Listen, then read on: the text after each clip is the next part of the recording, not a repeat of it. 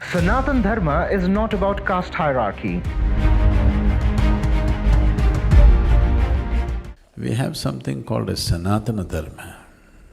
Sanatan means eternal, timeless.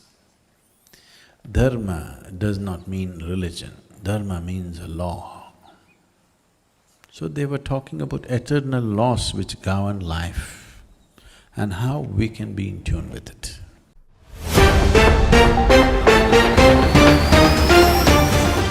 The caste system in India was divided into 4 categories and they were not based on an individual's birth.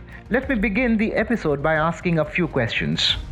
What do we call people who get into law enforcement or are involved with protecting the country from foreign invaders? What do we call people involved with trade? What do we call people who are involved with research work of great scientific or philosophical value? Well, there are names for it. The military and the police are involved in protecting the country and maintenance of law and order. People involved with trade are businessmen or industrialists. People who teach are teachers or professors, and people involved with research work are research scholars. These are positions and not in any way caste divisions based on one's birth. Similarly, the caste system or Varnashrama Dharma was a position given to people doing work in relevant fields. The 4 major Varnas were Brahmins, Kshatriya, Vaishya and Shudra. The classification was perfect for the time and society people lived in.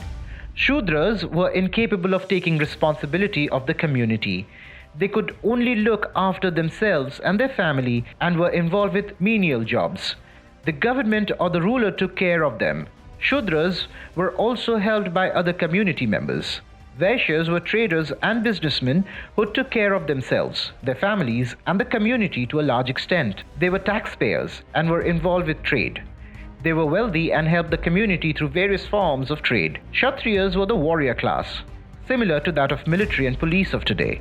They were responsible for protecting their nation from internal and external threats.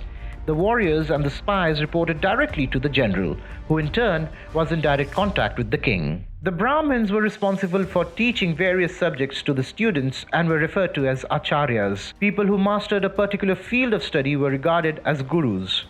Brahmins who followed the path of spirituality were also regarded as gurus.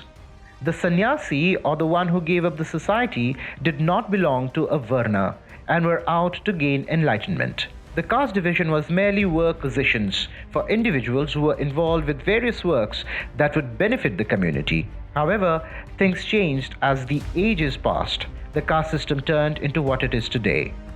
While it makes sense to do away with the caste system, it is also vital to understand what it stood for when it was invented. How did you find this information? Please mention this in the comment section.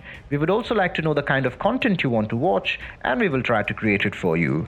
For more news and updates, follow Airr News.